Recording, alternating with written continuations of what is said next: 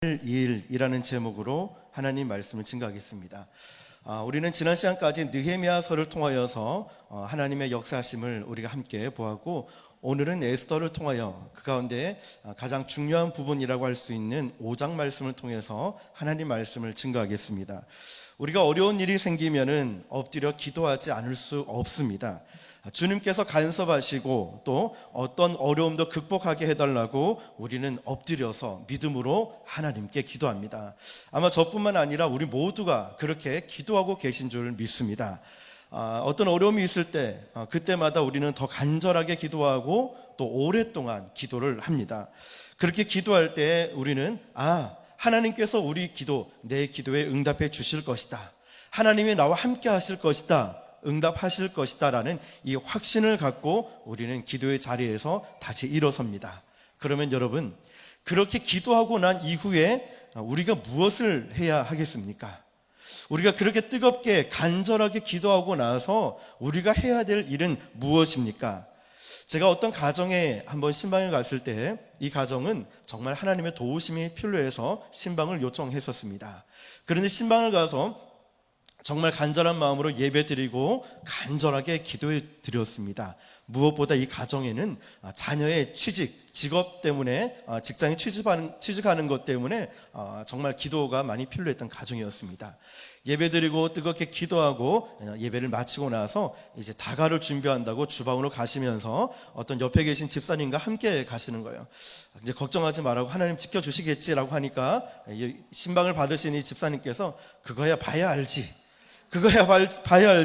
어떻게 될지 나도 잘 모르겠다 하시는 거예요. 제가 듣고 있다고 굉장히 당황했습니다. 또한 어떤 가정에 갔더니 이 가정은 정말 건강 때문에 기도가 많이 필요한 가정이었어요. 예배를 드리고 간절한 마음으로 하나님이 고쳐주실 줄 믿습니다. 아멘도 곧잘합니다. 정말 이 시간만 보면 분명히 고침을 받을 것 같아요. 기도가 끝나고 역시 다과를 준비하러 가시면서 아이고 다리야, 아이고 이러다 죽으면 그만이지, 이러시는 거예요. 굉장히 당황했습니다. 여러분, 때로는 우리가 이렇게 기도하고 나서 이후에 무엇을 해야 할까 막연하게 생각은 듭니다. 물론 믿음으로 살아야 되고 부정적인 말을 하시기보다는 하나님의 역사하심을 기다리고, 그렇다면 한 번 더 우리가 말씀을 통하여서 기도 이후에는 무엇을 어떻게 해야 할까, 이것을 오늘 말씀을 통해서 한번 찾아보겠습니다. 그 의문에 대한 해답이 오늘 본문이었던 에스더 5장에 아주 명쾌하게 방향을 제시하고 있습니다. 그 전에 먼저 4장 16절을 보면 이런 말씀이 나옵니다. 당신은 가서 수산에 있는 유다인을 다 모으고 나를 위하여 금식하되 밤낮 3일을 먹지도 말고 마시지도 말소서. 나도 나의 시녀와 더불어 이렇게 금식한 후에 규례를 어기고 왕에게 나아가리니 죽으면 죽으리이다 하니라. 자, 4장까지 그리고 5장까지 보면은 이 본문에 나오는 등장인물들이 있습니다. 먼저 잠깐 소개를 하면은 대궐문을 지키고 있는 문지기이자 에스더의 아버지였던 모르드게가 있습니다. 그리고 에스더 곁에서 잔심부름을 했던 하닥이라는 사람이 있고, 그리고 오늘 주인공인 결정적으로 유대인을 구출하는 데 쓰임받았던 에스더가 있습니다.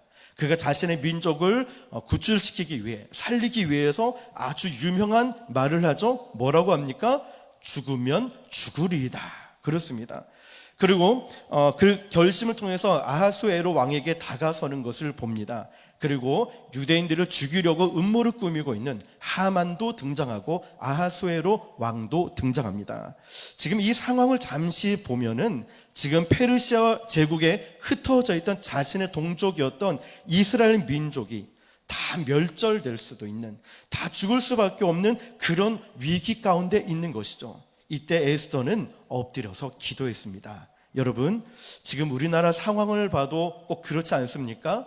북한과는 계속 대치 상황인데 이제는 연락체계마저 되지도 않고 북한은 계속해서 미사일을 발사하고 있고, 일본과는 위안부 문제라든지 중국에는 사드 보복이라든지 여러 가지 참 우리가 기도해야 될 제목들이 많습니다. 정치적인 문제, 경제적인 문제. 우리가 기도할 때 에스더처럼 이런 마음을 가지고 함께 기도해야 되지 않겠습니까?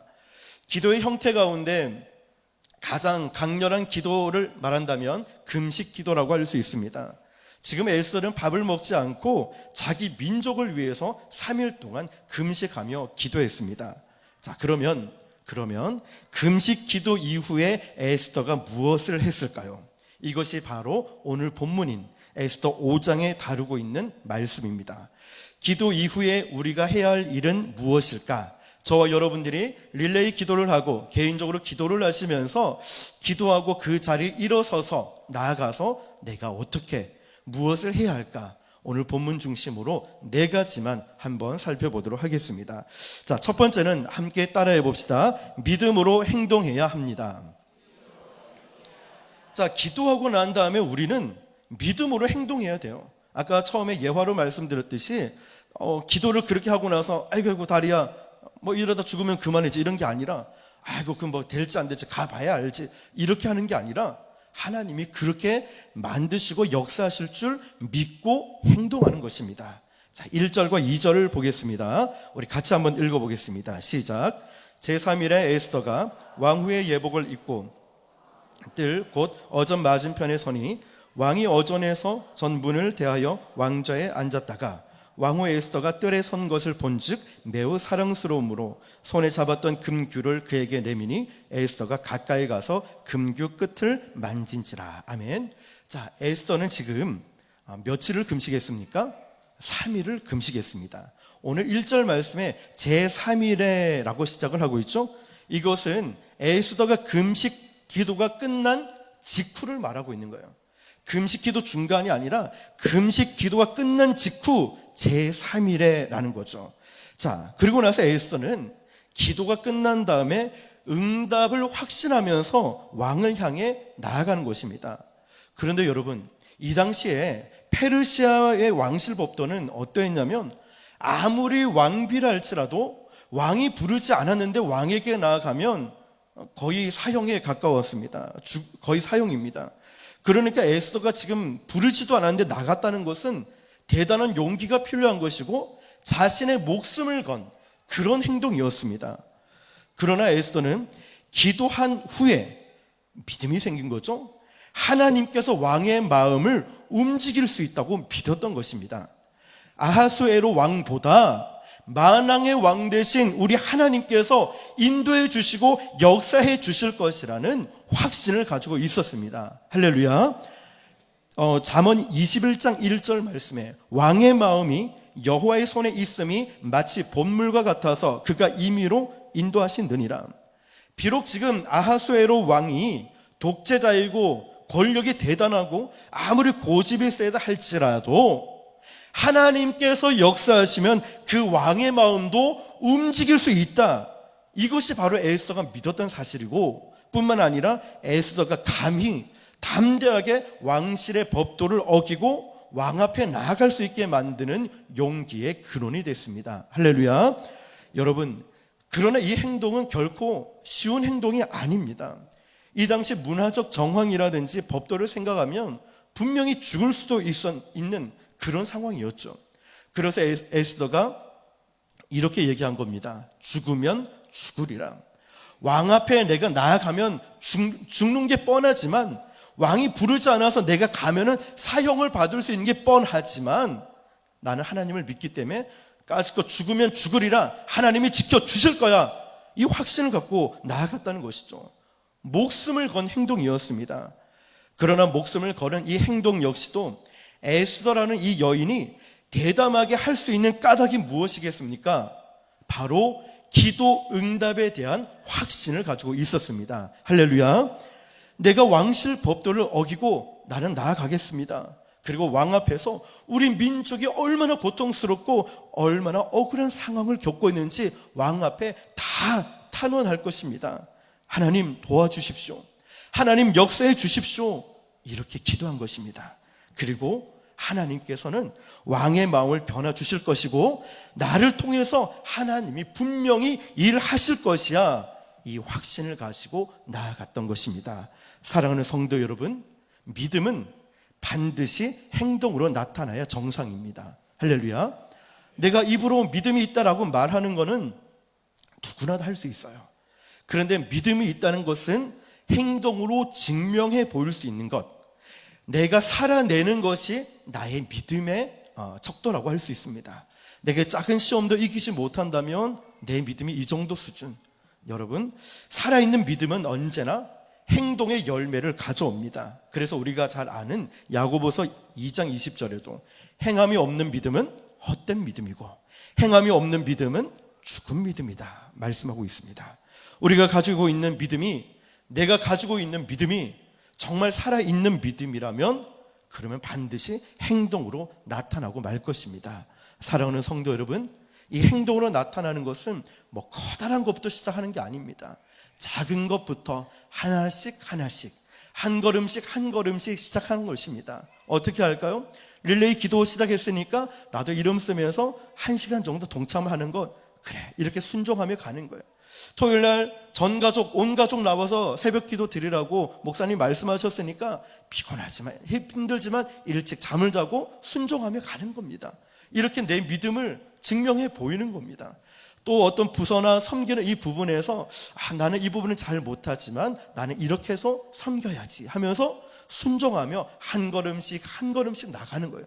그러다 보니까 어느새 내 믿음이 자라나고, 그러다 보니까 어느새 내 주변이 변화되고, 그러다 보니까 얼마나 하나님이 기뻐하시는지 지난 느헤미야 시간에 헌신하는 자신을 기쁘고 행복하고 주변을 행복하게 만든다고 했습니다. 이처럼 저와 여러분들이 작은 것부터 순종하며 나아가시기를 예수님의 이름으로 축복합니다. 이제 에스더가 어떻게 나아가는지 한번 보겠습니다. 1절의 말씀에 제3일에 에스더가 왕후의 예복을 입고 왕궁 안뜰 곧 어전 맞은편에 서니. 사흘 동안 금식 기도한 에스더가 어떤 옷을 입었겠습니까? 에스더는 아마도 금식하는 기간 동안에 베옷을 입었을 거예요. 왜냐하면 이 베옷은 이스라엘 백성들의 관습이기도 하고 슬픔의 상징이기도 하고 참회의 상징이기도 하고 깊은 슬픔을 뜻하고 있었기 때문입니다. 그래서 에스더는 베옷을 입고 하나님 앞에 자신의 민족을 위해서 눈물을 흘리면서 금식하고 간절한 마음으로 기도하였습니다. 자, 이제 기도가 끝이 났습니다. 이제 하나님이 응답하실 것을 확신하고 에스더는 그 자리를 박차고 일어났습니다. 그렇다면 더 이상 에스더는 베옷을 입고 있을 이유가 전혀 없습니다. 이제 옷을 갈아입었습니다. 무슨 옷으로 입었죠? 왕후의 예복으로 입은 것이죠. 이제는 에스더는 울 때가 아닙니다. 기도 응답의 확신을 갖고 있는 에스더는 기쁨으로 이제 왕께 나아가는 것입니다. 자, 그렇게 나아갔더니 어떤 일이 일어났을까요? 2절 말씀을 보니까 왕후 에스더가 뜰에 선 것을 본즉 아하수에로 왕이 봤죠. 매우 사랑스러움으로 손에 잡았던 금규를 그에게 내미니 에스더가 가까이 가서 그 금규를 끝을 만진지라. 자, 여러분, 만약에 이 상황에서 왕이 화를 내면서 야, 내가 너 부르지 않았는데 너 왜 왔어? 인상을 찌푸리면서 막 뭐라 하거나 내가 부르지도 않았는데 너 감히 나한테 왔어? 이러면서 분위기를 험하게 만드는 이런 게 조성이 되면은 에스더의 생명은 끝난 것입니다. 그 끝나는 거예요. 그런데 다행히 왕이 금규를 내밀었다는 거죠. 이 금규는 왕이 갖고 다니는 지팡이를 말하고 있습니다. 그것은 왕실 법도를 어기고 네가 지금 이 자리에 나왔지만 괜찮아. 너는 죽지 않을 거야. 그리고 너 용건이 뭐니? 이리로 와봐 라는 의미가 담겨져 있어요. 왕이 금규를 내밀고 에스더는 금규 끝을 만지는 거는 이제 모든 게 순조롭게 열리는 거죠. 2절에 보니까 왕이 에스더를 보니까 어떤 마음이 들었다 했습니까? 매우 사랑스럽게 보였다라고 했어요. 매우 사랑스럽게. 여러분, 3일 동안 금식했기 때문에 에스더는 어쩌면 초췌할 수도 있고 무기력해 보이는 것이 정상일 거예요. 그런데 왕이 딱 보는 순간에, 에스더를 딱 보는 순간에 사랑을 느꼈는데 너무너무 매우 사랑스럽게 느꼈다라고 했습니다. 여러분, 이 상황을 보면 바로 이것이 기도의 응답 아니겠습니까? 하나님께서 왕의 마음을 주관하고 있다는 뜻이죠. 에스더의 기도에 응답하셔서 하나님께서 왕의 마음을 바꿔주시니까 에스더를 딱 보자마자 사랑스럽게 보였다고 말씀하고 있어요. 여러분, 출애굽기에도 보면은 모세가 갈대 상자에 던져졌을 때 그 바로의 딸이 그 갈대 상자를 열었을 때 그 아이를 보니까 갑자기 모성의 본능이 일어나서 그 아이를 길러야 되겠다는 마음이 생겼습니다. 이 마음도 하나님이 주신 것 아니겠습니까? 여러분, 자, 그러니까 무조건 화장 예쁘게 하고 옷을 야시시한 옷을 입고 남편에게 유혹을 한다고 해서 남편에게 사랑을 받는 게 아니라 하나님이 남편의 마음을 한번 바꿔주시면 그렇게 될 줄 믿으시길 바랍니다. 그 남편의 마음을 바꿔주시니까 왠지 사랑스러워 보이는 역사가 나타나게 될 줄 믿습니다. 자, 이와 비슷한 사건이 다니엘 1장에 보면은 나오는데, 다니엘의 세 친구 사드락, 메삭, 아벳느고가 바벨론 포로로 끌려왔습니다. 다니엘은 이미 마음에 정한 것이 있어요. 이미 뭐냐면 왕의 음식과 그가 마시는 포도주로 자기를 더럽히지 않겠다, 이미 결심을 했다는 것이죠. 뜻을 정했습니다. 그런데 환관장이 왕의 음식을 먹도록 명령을 내렸습니다. 그때 다니엘이 이렇게 요청합니다. 열흘 동안만 시간을 주십시오.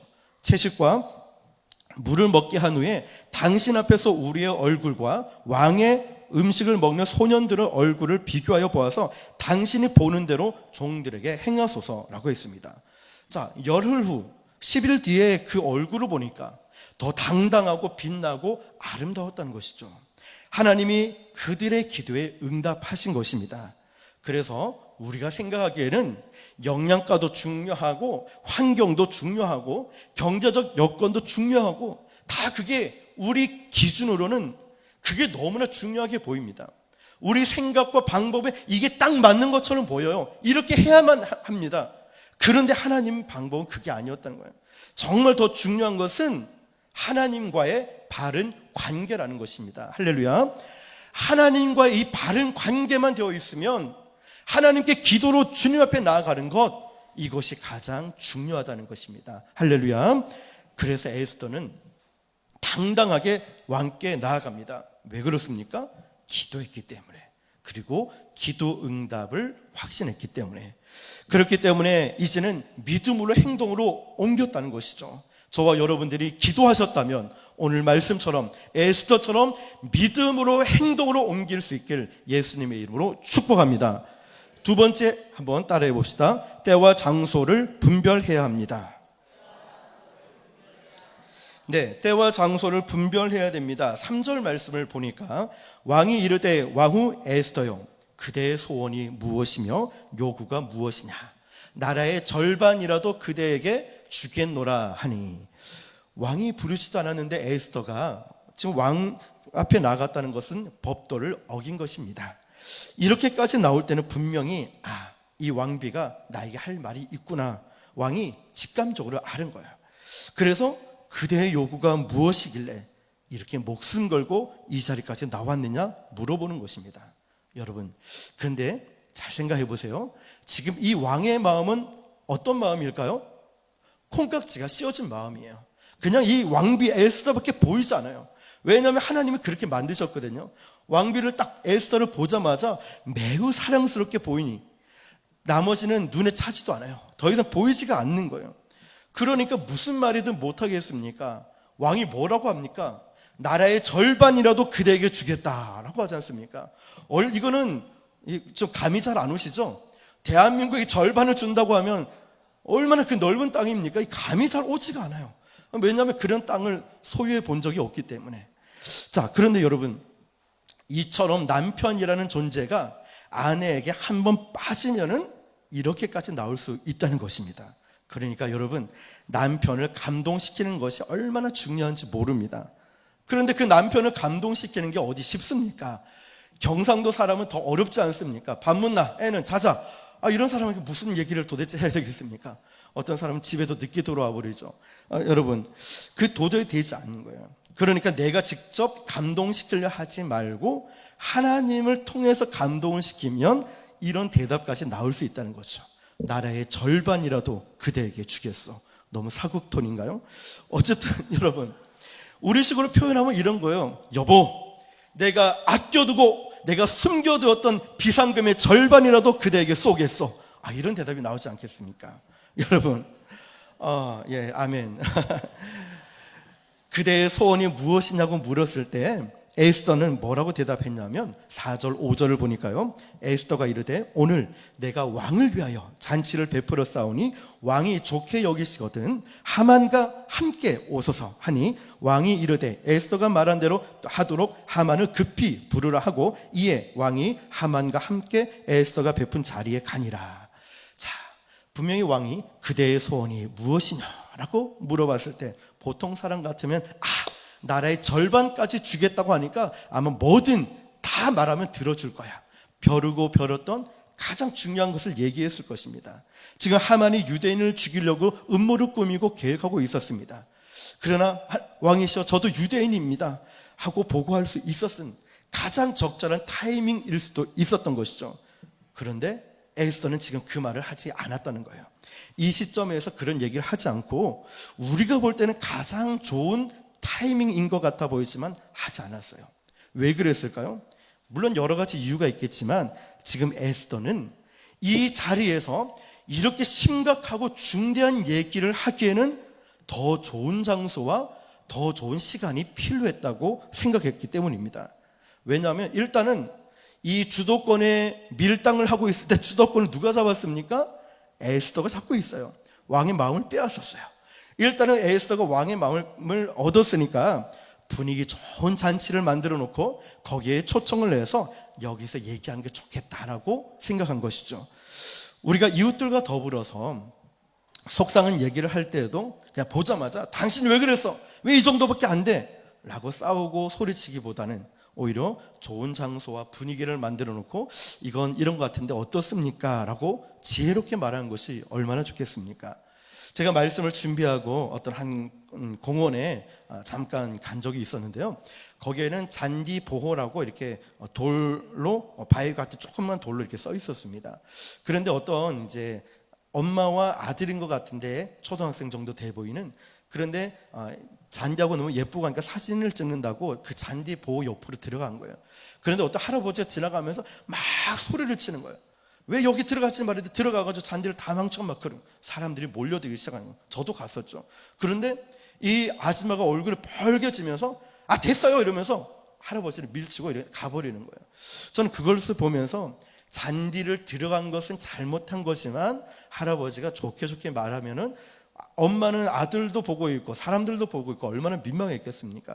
좋게 얘기하면 충분히 알아듣지 않았을까 이런 생각도 해보았습니다. 여러분, 사도행전 18장 24절에서 26절에 이런 말씀이 나옵니다. 알렉산드리아에서 난 아볼로라 하는 유대인이 에베소에 이르니 이 사람은 언변이 좋고 성경에 능통한 자라. 그가 일찍이 주의 도를 배워 열심으로 예수에 관한 것을 자세히 말하여 가르치나 요한의 세례만 알따름이라. 그가 회당에서 담대히 말하기를 시작하거늘 브리스길라와 아굴라가 듣고 데려다가 하나님의 도를 더 정확하게 풀어 이르더라. 브리스길라와 아굴라는 부부 아닙니까? 학자 아볼로가 회당에서 말씀을 가르치는데 참 유능하다, 말도 잘하고 열심도 있네. 그런데 이들이 보니까 뭐가 부족해요? 예수 그리스도에 관한 지식이 부족한 것을 보게 된 거죠. 그래서 브리스길라와 아굴라 부부는 아볼로를 도와줘야겠다는 결론을 내립니다. 26절에 이렇게 하죠. 그가 회당에서 담대히 말하기 시작하거늘 브리스길라와 아굴라가 듣고 데려다가. 만약에 역시 아볼로의 말을 듣고 그 자리에서 아이고 이 젊은 사람이 그것도 모르냐? 이렇게 막 분위기가 이상히 흘러갔겠죠? 어떻게 됐겠습니까? 시험에 들고 아름다운 하나님의 사역이 이루어지지 않았을 것입니다. 그러나 이 부부는 이 부부는 주 안에서 동료로 여기고 그를 따로 불러다가 하나님의 도에 대해서 풀어서 잘 알려줬다는 거죠. 얼마나 아름다운 모습입니까? 여기서 우리는 아름답고 건강한 교회의 모습을 발견하게 됩니다. 자, 그러면 우리가 다시 본문으로 돌아와서 왕이 지금 무엇 때문에 그러냐라고 물었을 때 에스더는 바로 대답하지 않았습니다. 적절한 타이밍이 있었습니다. 그러나 에스더에게는 더 중요한 것이 있었습니다. 왜냐하면 에스더는 기도하는 여인이었기 때문에 이 순간에 얘기하면 안 되고 조금 더 있다가 하는 것이 필요하겠다라고 판단하고 그는 서두르지 않았습니다. 왜냐하면 에스더는 기도하면서 확신하고 있으니까 하나님께서 어떻게 인도하실지 하나님께 귀를 기울이고 신중한 모습으로 행동했다는 것입니다. 자, 사랑하는 성도 여러분, 오늘 이 말씀처럼 우리가 이 때와 장소를 분별해서 믿음으로 행동할 수 있는 저와 여러분 되시기를 주님의 이름으로 축복합니다. 세 번째입니다. 그러면 기도 이후에 우리가 해야 할 일은 무엇이냐면 따라해 봅시다. 믿음으로 계획해야 합니다. 자, 그렇습니다. 믿음으로 계획을 세우는 것이죠. 에스더는 아하수에로 왕을 단순히 잔치에 초청했습니다. 그러나 이 초청하는 상황을 보면 4절에 에스더가 이르되 오늘 내가 왕을 위하여 잔치를 베풀어 싸우니 왕이 좋게 여기시거든 하만과 함께 오소서. 자, 이 장면을 보면 지금 에스더는 이미 잔치할 계획을 다 세우고 있었다는 거예요. 전부 다. 그렇지 않으면 어떻게 왕을 감히 자기 궁궐로 모시고 오고 하만도 같이 와서 초청해서 식사할 수 있겠습니까? 에스더는 이미 계획이 세워져 있었습니다. 이것이 중요합니다. 여러분, 이 모든 것이 에스더가 주도 면밀하게 계획해 둔 사실이라는 것. 자, 그러면 언제 이 계획을 세웠을까요? 언제 세웠을까요? 바로 기도할 때 세웠다는 거예요. 3일 동안 금식 기도하면서 하나님께서 아이디어를 주시고 하나님께서 어떻게 해라는 그 마음을 주시고 계획을 주셔서 에스더는 그저 하나님 말씀대로 계획하고 순종했다는 거예요. 여러분, 이것이 중요합니다. 다시 말하면 믿음으로 계획했다는 것입니다. 여러분, 우리가 살아갈 때 여러분의 앞길, 자녀들, 가정에 여러분의 삶 가운데 그냥 맹목적인 계획만 세우는 것이 아니라 기도하면서 믿음으로 계획을 세우는 것입니다. 아멘이십니까? 에스더는 기도 중에 이런 계획을 세웠다는 거예요. 어떤 사람은 기도를 하지 않고 계획만 계속 세워요. 계획만 계속 세웁니다. 하나님과 전혀 의논하지 않아요. 내 앞길, 내 문제, 내 상황 하나님께 의논하지 않습니다. 거기에는 하나님이 계시지가 않는 거예요. 이렇게 계획을 세운다면 세상 사람들과 다른 점이 무엇이겠습니까? 또 어떤 사람은 기도만 하면 되지 무슨 계획이 필요하냐 하면서 계획을 세우지 않는 거예요. 그저 하나님이 인도하시는 대로 살겠다라고 이야기를 합니다. 사실 계획 없이 사는 것을 믿음으로 산다고 착각을 하는 것입니다. 이것은 믿음이 아니라 충동적으로 살아가는 것입니다. 에스더는 기도하면서 계획을 세웠습니다. 하나님이 주시는 영감, 하나님이 주시는 계획대로 순종하면서 그대로 나아갔다는 것입니다. 기도하면서 인생의 진정한 계획이 탄생할 수 있었던 것입니다. 사랑하는 성도 여러분, 오늘 저와 여러분들이 해야 할 일도 있고 직장일, 학교 일, 가정의 일, 여러분의 인생에 여러 가지 계획들이 있지 않습니까? 내 생각대로만 계획하지 마시고 하나님께 기도하고 하나님께 여쭤보고 하나님의 인도하심으로 나아가시는 저와 여러분 되시기를 주님의 이름으로 축복합니다. 자, 기도하면서 세우는 것이죠. 마지막 네 번째 따라해 봅시다. 믿음으로 기다려야 합니다. 네, 기도 후에 우리가 해야 될 일이 뭐냐면 믿음으로 기다리는 거예요. 하나님께서 어떻게 역사하실지 믿음으로 기다리는 것입니다. 자, 아하수에로 왕이 첫 번째 잔치에 나갔는데 6절을 보니까 잔치에 술을 마실 때 왕이 에스더에게 이르되 그대의 소청이 무엇이냐 곧 허락하겠노라. 그대의 요구가 무엇이뇨 나라의 절반이라도 시행하겠노라 하니, 왕의 입장에서 보면은 에스더가 지금 이해가 되지 않는 거예요. 참 희한한 여자다 이런 생각을 할 수도 있어요.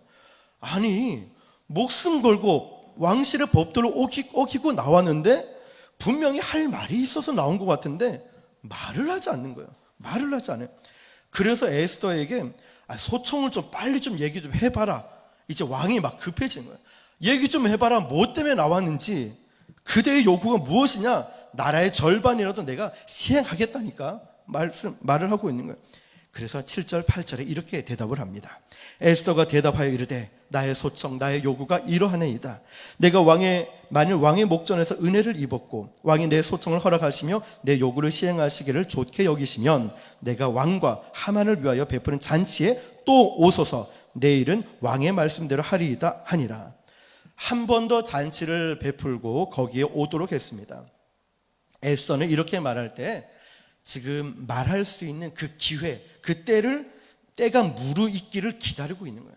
왕이 재촉한다고 해서 말하는 것이 아니라 하나님께서 주시는 그 타이밍, 하나님께서 주시는 그 때를 기다리고 있었던 것입니다. 충분히 기다리고자 한 것입니다. 에스더는 결코 서두르지 않았습니다. 우리 많은 사람들이 많은 경우에 서두르다가 실패할 때가 얼마나 많습니까? 에스더를 통해서 볼 수 있는 것은 충분히 기도했고 충분히 기다렸다는 것입니다. 나는 급하지만 하나님은 급하지 않으세요. 나는 서두르지만 하나님은 그러시지 않습니다. 하나님은 우리를 사랑하시고 가장 좋은 것을 주시기 원하시는 분이시기에 가장 좋은 때에 가장 좋은 것으로 채워주심을 여러분 믿으시길 바랍니다. 하박국 2장 3절에 비록 더딜지라도 기다리라 지체되지 않고 반드시 응하리라.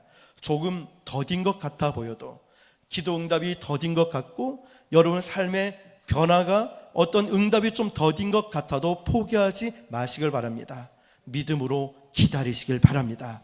하나님의 역사하실 그 때를 믿음으로 바라보시길 바랍니다. 에스더는 충분히 기다렸습니다. 그러나 하나님의 결정의 때가 왔을 때 에스더는 미루지 않았습니다. 이것이 지혜입니다. 기도했다면 믿음으로 기다리는 것이 중요합니다. 기다리시는 저와 여러분 되시길 바랍니다. 몸에 힘을 빼고 정말 내 삶에 힘을 빼고 하나님께서 나를 통해 일하실 수 있도록 여러분 자신을 하나님께 맡기시기를 축복합니다. 어떤 조류학자가 독수리 새끼를 길렀습니다. 그런데 이 독수리 새끼를 어디서 길렀냐면 닭장 안에서 길렀던 거예요. 그래서 독수리 새끼가 자라나면서 어떻게 자라나면 꼭 병아리처럼 행동을 하는 거예요. 독수리 새끼 주변을 둘러봐도 병아리밖에 보이지 않으니까 병아리처럼 걷고 병아리처럼 이 독수리 새끼가 삐약삐약 거리는 거예요. 세월이 흘러서 이 독수리 새끼도 그리고 병아리도 많이 이제 자랐습니다. 그런데 이 독수리 새끼는 전혀 독수리 같은 근성을 드러내지 않고 하는 모든 게 꼭 병아리 같이 행동을 하는 거예요. 그래서 이 조류학자는 독수리가 완전히 병아리로 태화됐는지 아니면 닭이 되어버렸는지 너무 궁금해서 시험을 하기 시작합니다. 그래서 이제 청년만큼 성장한 이 독수리를 데리고 그 독수리의 근성이 남아있는지 시험을 하는데 한 번은 독수리를 마당에 갖다 놓고 날아라 막 날으려고 이렇게 막 쳤어요. 그런데 이 독수리는 날개짓에서 하는 둥 마는 둥 하면서 입에서는 삐약삐약 이러는 거예요. 그 다음에 조류학자가 또 장소를 바꿔서 이제는 청년 독수리를 데리고 산으로 올라간 거예요. 자, 산의 높은 산을 보여주고 푸른 창공을 보여주고 그리고 높은 이렇게 산 공기를 맡게 하고 자 날아봐 해봤지만 역시 삐약삐약 이러면서 독수리가 날지를 못하고 아예 바닥에서 날 생각을 하지 않는 거예요.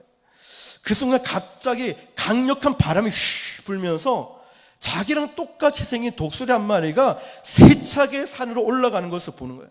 이 독수리가 그 모습을 주시하고 쭉 보고 있다가 갑자기 날베개를 퍼덕이면서 하늘을 향해서 비상하며 슉 날아가는 것이죠. 드디어 청년 독수리가 날기 시작했습니다. 이 청년 독수리는 이제 결코 병아리나 닭이 아니었던 것이죠. 독수리 왕자가 된 것 아니겠습니까? 여러분, 하나님의 자녀가 지금 세상의 일들이 어렵고 지금 포기할 만큼 절망 가운데 있다 할지라도 그들 세상을 바라보고 좌절하고 주저앉는다면 날지 못하는 독수리와 같습니다. 우리가 이 땅을 살아가지만 우리가 바라보아야 할 분은 예수 그리스도. 하나님의 역사하심을 믿음으로 바라본다면 우리는 기다릴 수 있어야 되고 하나님의 역사하심을 믿음으로 확신한다면 우리는 믿음으로 행함을 나타낼 수 있어야 될 것입니다. 사랑하는 성도 여러분, 오늘 말씀을 정리하겠습니다. 지금 우리는 에스더와 같이 나라와 민족을 위해서 기도해야 되고 저와 여러분의 삶과 교회를 위해서도 기도해야 됩니다. 기도하셨다면 믿음으로 행동하시길 축복합니다. 두 번째, 기도하셨다면 때와 장소를 분별해서 하나님께서 어떻게 인도하시는지 한 걸음 한 걸음 옮기는 신중함을 가지시길 바랍니다. 세 번째로, 여러분 기도하면서 믿음으로 계획을 세우시길 바랍니다. 하나님, 제가 이것을 해야 될까요? 하나님의 뜻은 무엇입니까? 마지막 네 번째로, 기도했다면 기다리는 것입니다. 조금 더디게 보일지라도 기도하셨으니까, 기도하시면 하나님의 역사하시니까 조금 더디게 보여도 반드시 역사하실 하나님을 믿음으로 바라보시면서 여러분 기도 이후에 믿음으로 승리하시는 저와 여러분 되시기를 예수님의 이름으로 축원합니다. 기도하겠습니다.